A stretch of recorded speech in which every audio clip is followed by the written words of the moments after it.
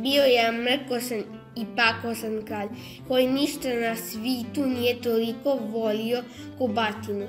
Iđe po kraljevstvu, idi kog stigne, tamo ga batinom pošiva i potkiva.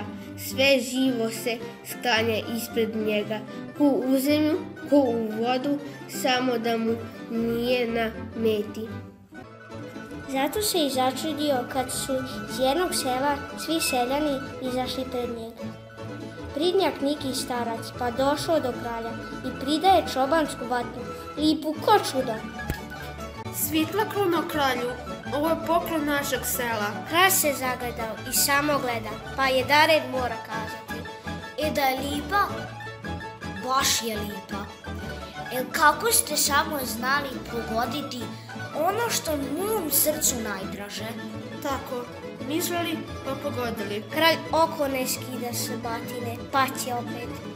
Tako je lipa, da je s ovom batinom prava griota udarati.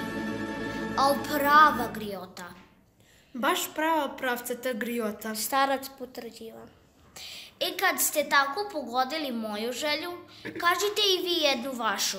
A ja ker bio i prolajao na ova usta ako vam je ne ispunim. Kralj se raskokodako, a starac ga oma prisica. To se čekalo. Ne želimo mi ništa veliko, već samo to da u naše selo nikad ne srećete sa drugom batinom i da nikad ne zaboravite da je s ovom griota udariti. Kad je kralj to čuo, na Dared se dosjetio kud se zatrčao, pa od bisa ode ko vijar.